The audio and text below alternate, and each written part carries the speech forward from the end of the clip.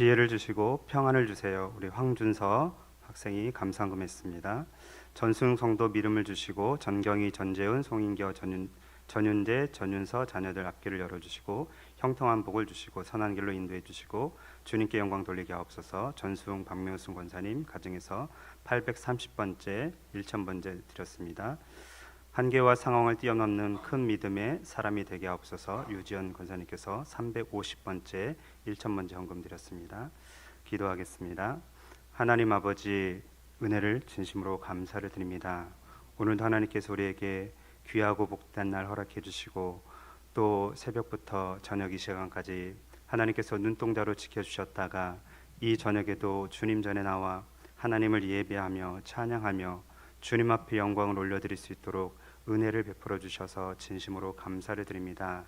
오늘도 하나님의 은혜를 사모하여 나온 우리 성도님들, 하나님께서 각 사람에게 은혜를 베풀어 주시고 또한 말씀을 들을 때 마음과 귀를 열어 주셔서 하나님께서 우리에게 하고자 하는 말씀을 우리가 듣게 하여 주옵소서. 뿐만 아니라 우리가 들은 말씀을 가지고 세상에서 승리하며 믿음으로 살아갈 수 있도록 은혜를 더하여 주옵소서.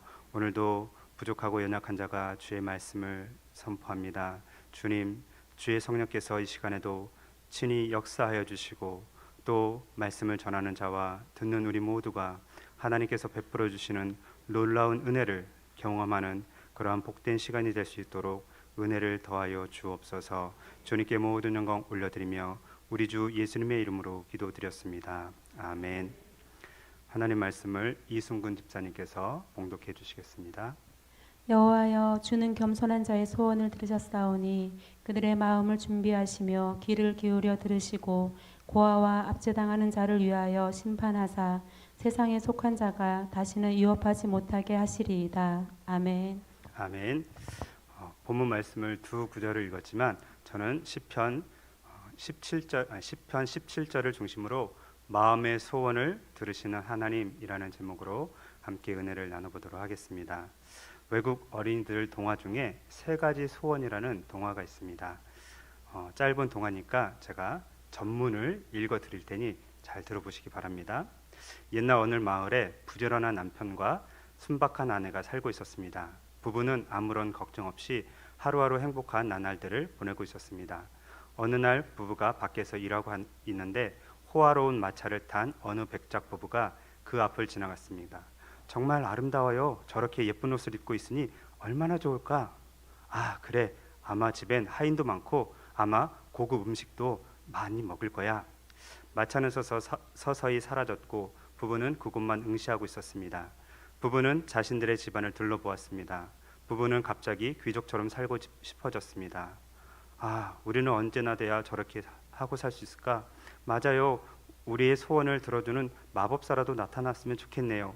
그 말이 끝나자마자 부부 앞에 정말로 펑 하고 마법사가 나타났습니다. 부부는 소스라치게 놀랐습니다. 헤헤헤, 날 불렀나? 내가 소원을 들어주지. 하지만 소원은 세 가지뿐이야. 저녁 때부터 소원이 이루어질 거야. 꼭 기억하게나. 마법사는 그렇게 말하더니 손을 한번 휘 젓고는 사라졌습니다. 여보, 꿈은 아니겠죠? 그래요, 나도 분명히 들었어. 부부는 갑자기 행복해졌습니다. 오래 살게 해달라고 해야겠어요. 건강이 제일 중요하니까요. 그럼 난 큰 부자가 되게 해달라고 말할 거야. 부부는 소원을 생각하느라 즐거웠습니다. 소원은 세 가지뿐이니까 우리 좀 더 신중하게 결정합시다. 부부는 저녁을 먹으며 소원을 생각하기로 했습니다. 저녁이 되어 아내는 불을 떼고 있었습니다. 아, 불꽃이 좋네요. 큰 소세지를 구워 먹고 싶어요. 아내의 말이 끝나자마자 식탁 위에 큰 소세지가 놓여졌습니다. 옆에 있었던 남편은 화가 나서 고함쳤습니다. 저런 바보 같으니 소세지가 당신 코에 붙어버렸으면 좋겠어. 그랬더니 갑자기 소세지가 부인의 코에 딱 붙어버렸습니다. 부부는 코에 붙은 소세지를 잡고 엉엉 울었습니다. 아, 아직 소원이 하나 남았잖소. 그걸 씁시다. 남편은 마지막 소원으로 아내의 코에 붙어있는 소시지를 떼어냈습니다. 부부는 세 가지 소원의 기회를 잃은 것도 없이 얻은 것도 없이 다 사용해 버렸지만 소시지가 코에 붙지 않는 것이 다행이라고 생각하며 행복하게 살았답니다. 끝. 방금 읽어드린 이 세 가지 소원이라는 짧은 동화는 비록 어린이들을 위한 것이지만 21세기를 살아가고 있는 오늘 우리들에게도 동일하게 해당되는 내용인 것 같습니다. 이 젊은 부부의 마음의 소원은 동서고금, 남녀노소를 막론하고 모든 사람들의 가치관을 대변해주고 있습니다. 너나 할 것 없이 우리 모두의 마음의 소원은 크게 두 가지로 요약을 할 수 있는데, 하나는 건강이고 또 다른 하나는 돈입니다. 소원이란 간절히 바라고 원하는 것인데, 이 젊은 부부는 돈과 건강을 간절히 바라고 원했던 것입니다.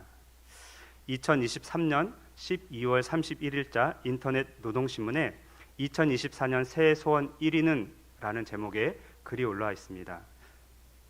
데이터 컨설팅 기업인 PMI가 지난 12월 31일 전국 20에서 69세 3,000명을 대상으로 진행한 2024년 새해 소망 설문조사 결과를 발표했는데, 8위가 여행, 7위가 내 집 마련, 6위가 목표 달성, 5위가 행복, 4위가 평범한 삶, 3위가 경기 안정, 2위가 경제적 자유, 1위가 건강이었습니다. 이것은 어디까지나 성인들의 소원이었습니다. 그렇다면 어린이들의 소원은 어떻겠습니까? EBS 퀴즈라는 그런 프로그램 중에 똑똑 문해력 박사라는 어린이 프로그램이 있는데, 앞에서 읽어드렸던 내용과 비슷한 세 가지 소원을 보여준 후에 사회자가 이렇게 말합니다. 요정이 세 가지 소원을 들어준다면 어떤 소원을 빌고 싶어? 라고 그렇게 말합니다. 4명의 어린이들이 참여를 했는데 거의 한 4학년에서 6학년 사이의 어린이들이었습니다. 니키타라는 어린이가 나는 처음에는 10조, 100조, 경 이렇게 많은 돈을 받고 싶어요. 아이들이 10조, 100조, 경이라는 돈을 아무렇지도 않게 생각을 합니다. 그 다음에는 엄청나게 큰 대저택에서 살게 해달라고 빌고 싶어요. 마지막 세 번째는 지구의 모든 사람들이 서로 존중할 수 있게 해달라고 빌고 싶어요. 또 다음에는 승현이라는 친구가 이렇게 대답을 합니다. 일단은 돈이랑 강아지를 갖고 싶어요. 40마리. 완전히 개판이 되겠죠? 그리고 1초 만에 한 번 보고 외울 수 있는 대단한 암기력을 달라고 빌고 싶어요. 자, 보세요. 동서고금을 막론하고 아이들이든 어른이든 할 것 없이 가장 요구하는 것, 돈과 건강입니다. 돈이면 우리는 무엇이든지 할 수 있고 어떤 소원이든지 이룰 수 있다라는 물질 만능주의의 시대에 빠져 있습니다. 이러한 물질 만능주의 속에서 여러분들의 소원은 무엇입니까? 제가 직접 물어보지는 않겠지만 돈을 많이 버는 것이 소원입니까? 내 집 마련하는 것이 소원입니까? 고급 자동차를 굴리는 게 소원입니까? 좋은 학교와 좋은 직장에 들어가는 것이 소원입니까? 아니면 송중기나 김태희 같이 멋지고 아름다운 사람을 만나서 결혼하는 것이 소원입니까? 건강하게 오래 사는 것이 소원입니까? 아니면 잘 먹고 잘 사는 것이 여러분들의 소원입니까? 건강, 돈, 장수, 내 집, 고급 자동차, 좋은 학교, 좋은 직장, 멋진 남자, 예쁜 여자 등의 이 모든 소원들은 세상 사람들, 곧 비그리스도인들이 구하는 것입니다. 우리 그리스도인들의 소원은 이들과 달라야만 한다는 것입니다. 우리의 소원이 다르기 위해서는 성경에 모범이 될 만한 그러한 사람을 찾아야 하는데, 대표적인 두 사람을 찾을 수가 있습니다. 그 사람이 다윗과 솔로몬입니다. 먼저 다윗입니다. 다윗의 마음은 평생 한 가지 소원밖에 없었습니다. 그것은 하나님의 성전을 건축하는 것이었습니다. 죽음을 앞둔 다윗은 자신의 왕위를 물려받을 아들 솔로몬에게 마지막 유언과 같은 그러한 말을 합니다. 다윗의 말을 들어보시기 바랍니다. 다윗이 솔로몬에게 이르되, 내 아들아, 나는 내 하나님 여호와의 이름을 위하여 성전을 건축할 마음이 있었으나 여호와의 말씀이 내게 임하여 이르시되, 너는 피를 많이 흘렸고 크게 전쟁하였느니라. 내가 내 앞에서 땅에 피를 많이 흘렸은즉 내 이름을 위하여 성전을 건축하지 못하리라. 하나님의 성전을 건축하는 것은 다윗 평생의 마음의 소원이었습니다. 지금 한순간 그의 마음의 소원이 무너진 것입니다. 너는 피를 많이 흘렸고 큰 전쟁을 했기 때문에 안 돼. 이 말을 들은 다윗은 아마 한동안 충격에 빠졌을 것입니다. 왜냐하면 다윗은 아버지 양떼를 돌보던 소년 시절부터 노년에 이르기까지 오직 하나님 한 분만을 온전히 신뢰해 왔습니다. 그리고 단 한 번도 하나님의 명령에 불순종한 적이 없었습니다. 뿐만 아니라 성경에서 유일하게 내 마음에 맞는 사람이야 라는 칭찬을 받는 사람도 다윗이었습니다. 이러한 다윗에게 너는 안 돼. 왜냐하면 피를 많이 흘렸기 때문에. 다윗 정도라면 그래도 하나님께서 그래 좋아, 내가 내 마음의 소원을 들어줄 테니 나를 위해 성전을 건축하거라, 이렇게 하는 게 우리가 생각하는 그런 하나님 아닙니까? 제가 만약 하나님이었다면 그렇게 했을 것입니다. 여기서 질문을 하나 드려보겠습니다. 하나님께서 정말로 다윗의 소원을 들어주지 않았을까요? 아닙니다. 하나님은 다윗의 소원을 들어주셨습니다.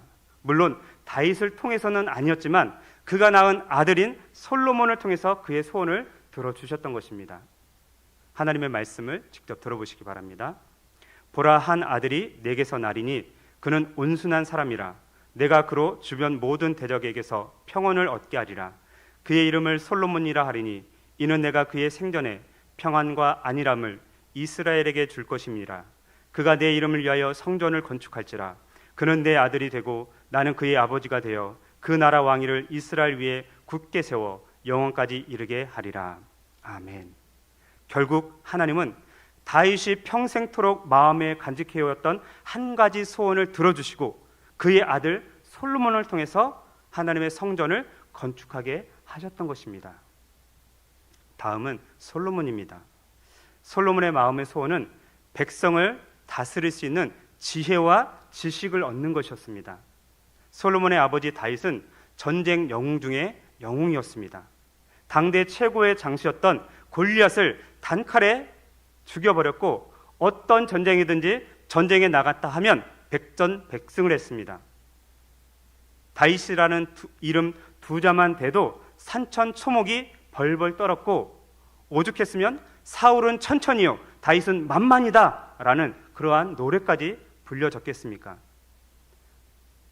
거인 장수를 잃은 블레셋을 비롯해서 가나안 땅 주변의 크고 작은 국가들은 이스라엘을 함부로 넘보지 못했습니다. 하지만 다윗의 뒤를 이어 젊은 나이에 왕이 된 솔로몬은 전쟁터에 나가본 경험이 한 번도 없습니다. 피를 한 방울도 흘려본 적이 없습니다. 다윗은 전쟁터가 놀이터처럼 편했다면 솔로몬은 왕궁이 훨씬 더 편했던 사람입니다. 왕궁에 앉아서 마음껏 글을 읽고 쓰면서 그렇게 생활하는 게 훨씬 더 좋았습니다. 성안을 거닐다가 시상이 떠오르면 그 자리에서 시를 지고 또 노래를 하고 잠언을 쓰는 게 솔로몬에게는 훨씬 더 편안했던 것입니다.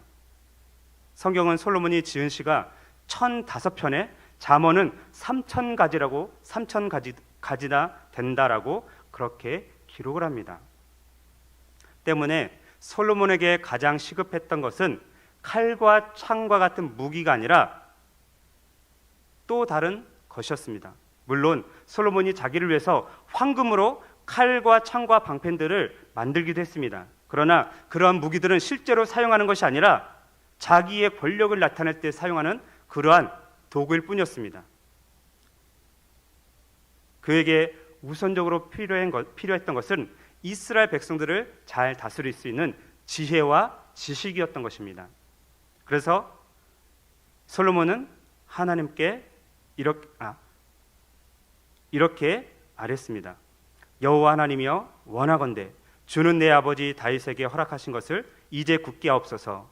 주께서 나를 땅의 티끌같이 많은 백성의 왕으로 삼으셨사오니 주는 이제 내게 지혜와 지식을 주사 이 백성 앞에서 출입하게 하옵소서. 이렇게 많은 주의 백성을 누가 능히 재판하리이까? 솔로몬이 하나님 앞에 자기의 소원을 아뢰는 장면입니다. 여느 왕들 같았으면 하나님, 저에게 부와 재물과 영광과 승리와 장수를 주십시오. 그러면 제가 하나님을 잘 섬기겠습니다. 이렇게 소원을 빌었을 것입니다. 그러나 솔로몬은 달랐습니다. 그는 단지 지혜와 지식만을 구했던 것입니다.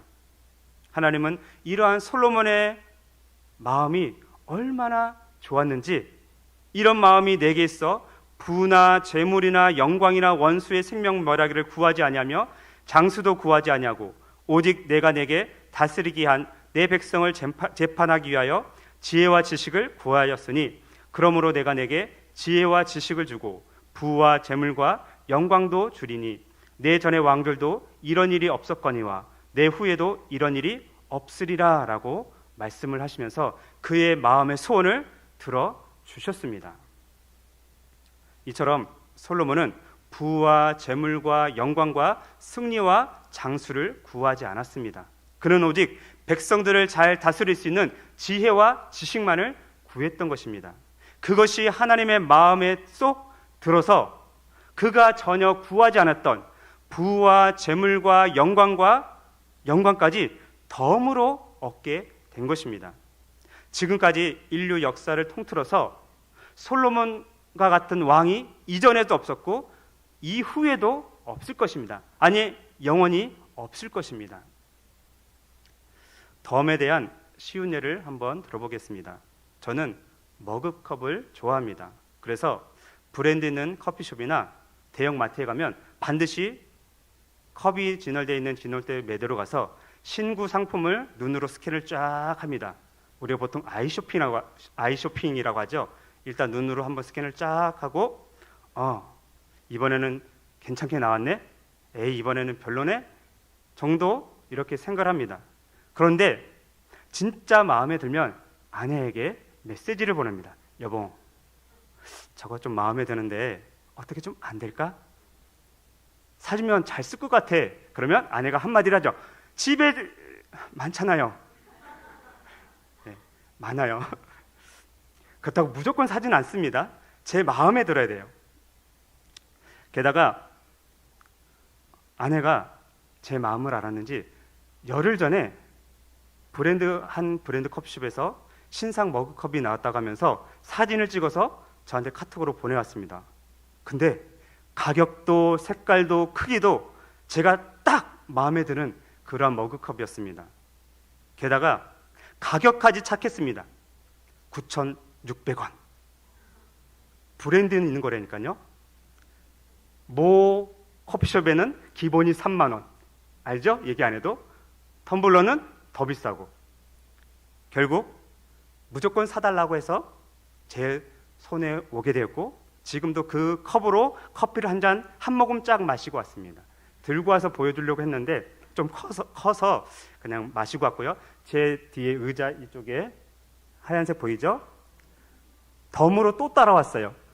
두 개가 모 브랜드의 한 개 값밖에 안 돼서 제가 2개 사달라고 했어요. 하나는 머그컵, 하나는 텀블러.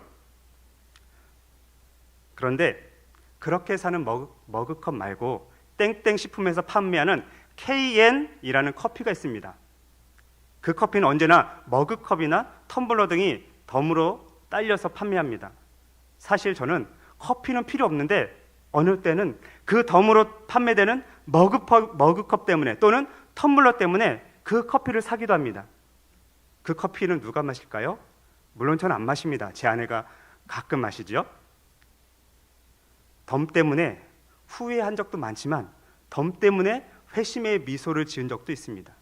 지금도 집에서 쓰고 있는 컵은 KN 커피에서 덤으로 따라 나온 컵입니다. 제가 덤으로 딸려오는 머그컵 예를 들었는데 솔로몬에게 있어서 부와 재물과 영광은 마치 덤으로 딸려오는 머그컵과 같은 그러한 것이라는 것입니다. 지혜와 지식이야말로 진짜 본 물건이고 꼭 필요한 것입니다. 우리는 덤 때문에 본 물건을 전혀 상관없고 필요도 없는데 사는 경우가 많습니다. 덤이 안 붙어 있을지라도 본 물건이 필요하다면 그것을 구입하고 사용해야 됩니다. 그런데 우리가 그렇지 못할 때가 많다는 것을 우리가 생각을 하게 됩니다. 솔로몬은 하나님에게 이스라엘 백성들을 다스릴 수 있는 지혜와 지식을 구했습니다. 진짜 본 물건을 구했습니다.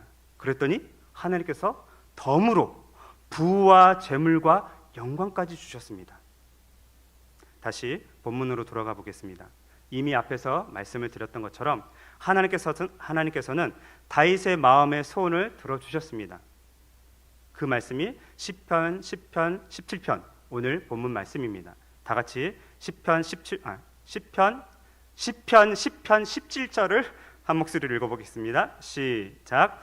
여호와여 주는 겸손한 자의 소원을 들으셨사오니 그들의 마음을 준비하시며 귀를 기울여 들으시고. 시편에는 대부분 표제어가 있습니다. 표제어는 1편, 2편, 3편 그 숫자 앞에 위에 보면 누구누구의 시, 아무개의 시 이렇게 되어 있는 것을 표제어라고 하는데 이 시편은 표제어가 없습니다. 그래서 누가 썼는지 모릅니다. 그런데 앞뒤 문맥을 잘 살펴보면 시편도 다윗이 썼다고 추측을 할 수 있습니다. 그 이유는 시편 3편부터 시작해서 20편까지 제가 쫙 찾아봤는데 이 10편 빼고 다 다윗의 시, 다윗의 시가온, 다윗의 믹담, 다윗의 기도라고 그렇게 되어 있습니다.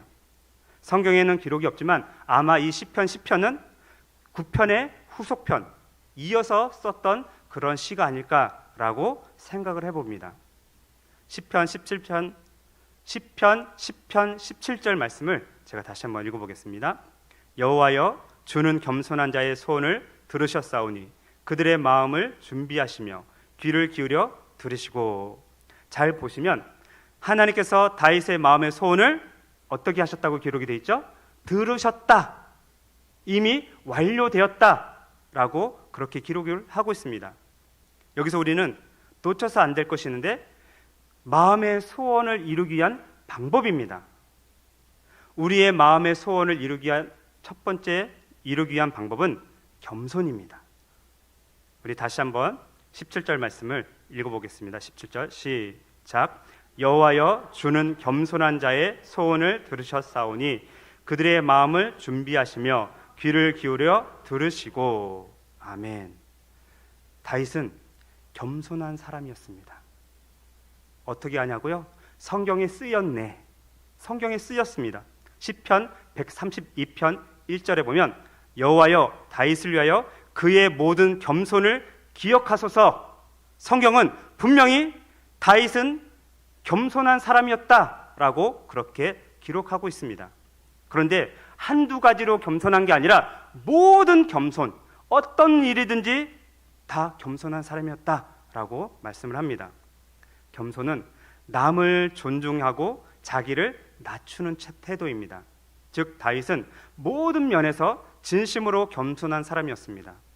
한 나라에서 가장 낮은 지위에 있었던 목동 시절부터 가장 높은 지위에 있는 왕의 신분에 이르기까지 그는 여전히 겸손한 사람이었습니다. 그는 언제나 남을 존중히 여기고 자기를 낮출 줄 아는 그러한 사람이었습니다. 때문에 다윗뿐만 아니라 그 누구를 막론하고 마음의 소원이 이루어지기를 원하는 사람이 있다면 반드시 겸손이라는 덕목을 갖춰야만 한다는 것입니다. 하나님께서 겸손한 자에게 그의 마음의 소원을 들어주십니다. 2000년 교회 역사 가운데 가장 유명한 사람을 뽑으라고 하면 누구일까요? 2000년의 교회 역사 가운데 가장 유명한 사람. 죄송합니다. 제가 설교 중에 이렇게 질문을 해서 이게 아이들과 이렇게 설교를 하다 보니까 저도 모르게 나옵니다. 누굴까요? 네? 들린 것 같아요. 누구요? 제 설교 안 봤는데 정확히 맞았어요. 어거스틴입니다. 어거스틴. 후대 사람들이 그를 성인의 반열에 올려놓았습니다. 그래서 늘 앞에 성 어거스틴이라는 이름이 따라갑니다. 그의 어머니 모니카가 어거스틴을 위해서 얼마나 눈물을 뿌려서 기도했고 그로 인해 그가 어떻게 회심한지에 대해서는 많이 들어서 알고 있을 것입니다. 히포라는 지역에 감독이 되었을 때 어떤 사람이 찾아와서 어거스틴에게 우리 기독교에서 가장 큰 덕목 3가지가 무엇입니까? 라고 물었습니다. 그러자 어거스틴이 첫째는 겸손입니다. 둘째도 겸손입니다. 그리고 마지막 셋째도 겸손입니다. 라고 그렇게 대답을 했습니다. 여기까지는 우리 다 들어서 알죠? 그러자 곁에 있었던 제자들이 어거스틴에게 선생님, 그렇다면 교만이란 무엇입니까? 라고 또 물어봅니다. 그랬더니 어거스틴이 자기가 지극히 겸손하다고 생각하는 것, 그것이 교만이다. 나는 겸손한 사람이야 라고 말하는 순간 그 사람은 교만한 사람이라는 겁니다. 겸손은 내가 겸손해지고 싶어서 겸손한 게 아니라 다른 사람들이 저 사람은 겸손한 사람이야, 다윗을 보니까 겸손한 사람이야, 솔로몬을 보니까 겸손한 사람이야 라고 인정해 줬을 때 그것이 진짜 겸손이지, 나는 겸손한 사람입니다 하고 90도 인사를 해봤자 그 사람은 겸손을 가장한 교만한 사람이라는 것입니다. 예수님의 동생 중 한 명이었던 야고보가 훗날에 이렇게 말을 합니다. 그러나 더욱 큰 은혜를 주시나니 그러므로 일러스되 하나님이 교만한 자를 물리치시고 겸손한 자에게 은혜를 주신다 하였느니라. 하나님은 교만한 자를 물리치십니다. 반대로 겸손한 자에게 은혜를 베풀어 주십니다. 겸손한 자에게 그의 소원을 들어주신다는 것입니다. 뿐만 아니라 사도 베드로 역시 젊은 자들아, 이와 같이 장로들에게 순종하고 다 서로 겸손으로 허리를 동이라. 하나님은 교만한 자를 대적하시되 겸손한 자들에게는 은혜를 주시느니라 라고 동일하게 말씀을 하고 있습니다. 하나님은 무엇보다 겸손한 자의 마음의 소원을 들어주십니다. 그리고 겸손한 자에게 은혜를 베풀어 주십니다. 이 사실을 믿으시기 바랍니다. 우리 마음의 소원을 이루기 위한 두 번째 방법은 기뻐하라입니다. 그렇다면 누구를 기뻐하라는 말씀이겠습니까? 바로 하나님을 기뻐하라는 것입니다. 다윗은 또 다른 곳에 시편 37편 4절에서 여호와를 기뻐하라 라고 그렇게 명령을 합니다. 또 여호와를 기뻐하라, 그가 내 마음의 소원을 내게 이루어 주시리로다. 여호와를 기뻐하라는 말씀은 하나님 안에서 기쁨을 추구하라 라는 것입니다. 여러분들은 지금 하나님 안에서 기쁨을 추구하고 계십니까? 한번 스스로에게 한번 물어보시기 바랍니다. 우리가 하나님을 기뻐할 때 하나님께서 내 마음의 소원을 들어주십니다. 이것은 너무나도 놀랍고 멋진 말씀입니다. 그런데 사실 여기서 우리가 오해해서 안 될 것이 하나 있는데, 내 마음의 소원이 무엇인가 라는 것입니다. 여러분들의 마음의 소원이 무엇입니까? 제가 서두에도 말씀드렸던 것처럼 돈을 많이 버는 것입니까? 내 집을 마련하는 것입니까? 고급 자동차를 타는 것입니까? 좋은 학교와 좋은 직장을 들어가는 것입니까?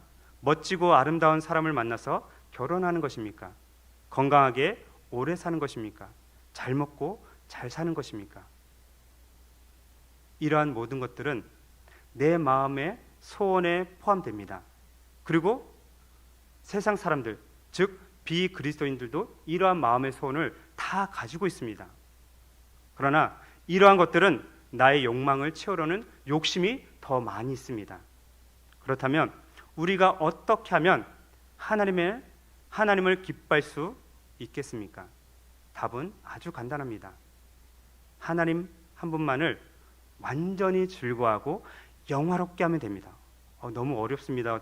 완전히 즐거워하고 영화롭게 한다. 단어 자체도 어렵잖아요. 그래서 쉬운 말로 바꾸면 하나님 한 분으로 만족하면 됩니다. 하나님, 나는 하나님 한 분이면 충분합니다. 하나님 한 분이면 괜찮습니다 라고 고백하는 것이 하나님을 기뻐하는 것이다 라는 것입니다. 그리고 우리가 하나님 한 분만으로 만족하기 위해서는 하나님을 힘써서 알아야 됩니다. 어떻게 하면 하나님을 힘써서 알 수가 있을까요? 어떻게 알 수 있죠? 지금 여러분들처럼 교회에 나와서 예수 그리스도의 말씀을 듣는 것입니다. 그게 첫 번째입니다. 교회에 나와서 예수 그리스도의 말씀을 들을 때 하나님을 알게 되는 겁니다. 그리고 또 하나 있습니다.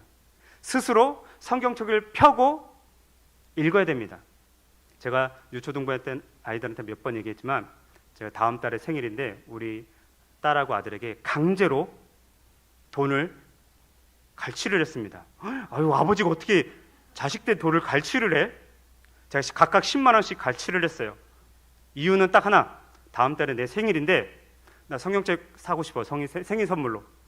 한 사람은 성경책을 사는 값, 또 한 사람은 성경책 표지를 가죽으로 바꿔주는 값. 20만 원.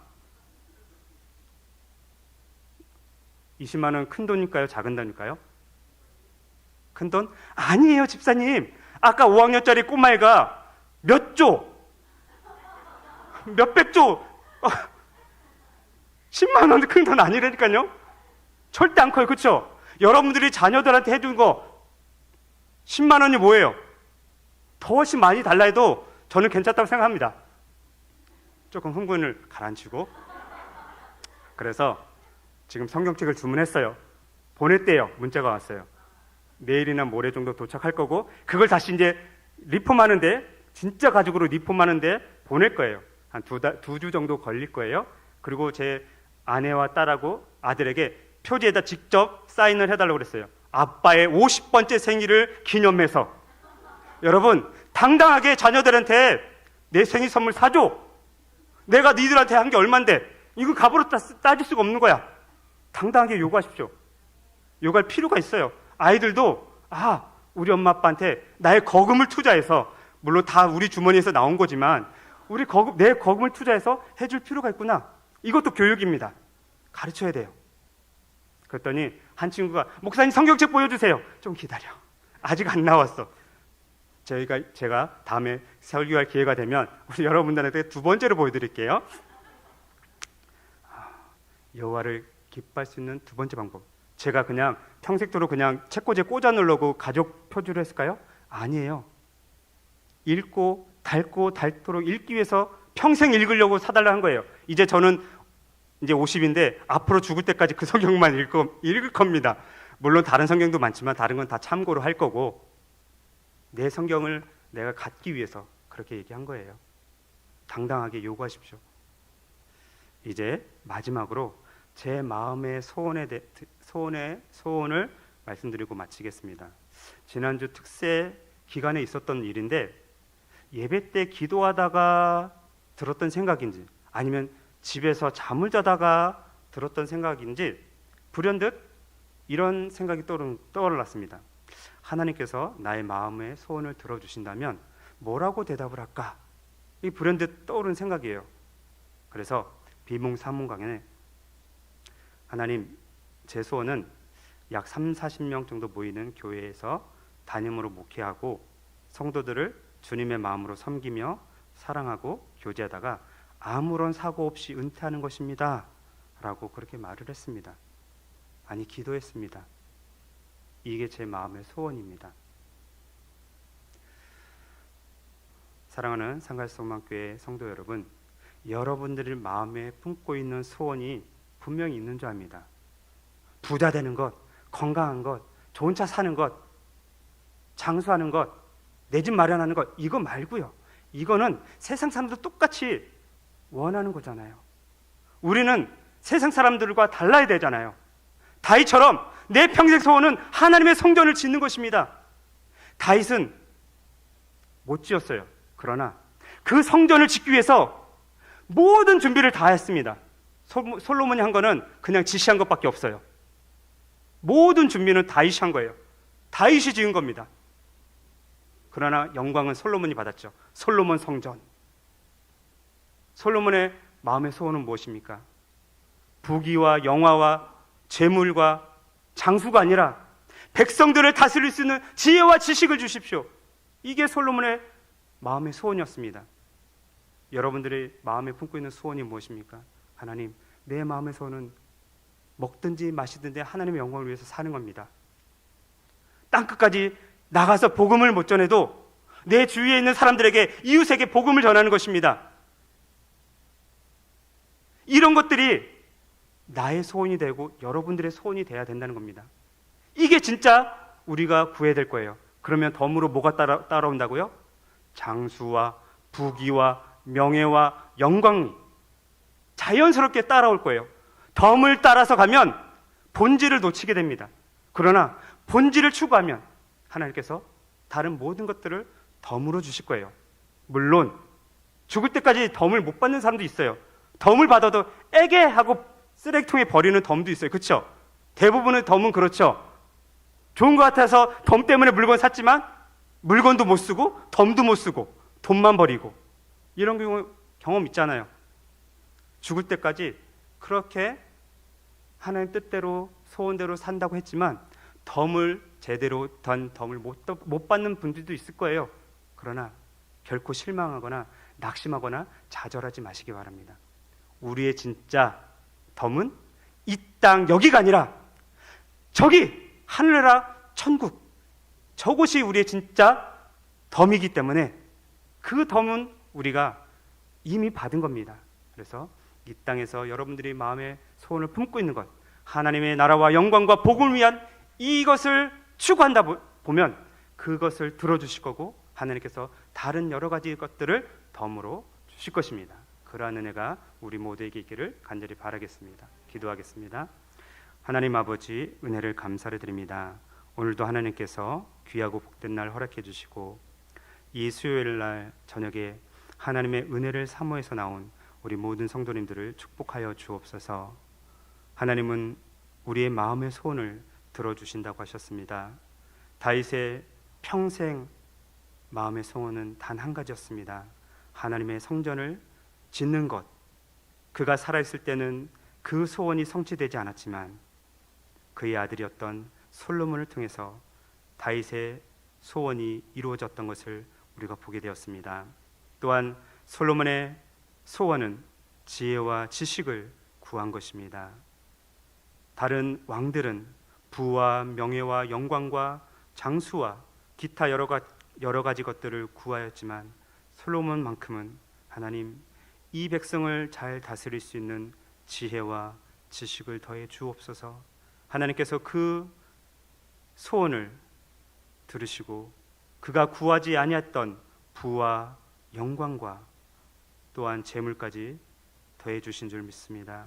우리가 어떠한 소원이 있든지 간에 세상 사람들이 추구하는 그러한 소원이 아니라 하나님이 기뻐하시고 하나님께서 영광 받으시는 그러한 소원을 우리가 주님 앞에 아랠 때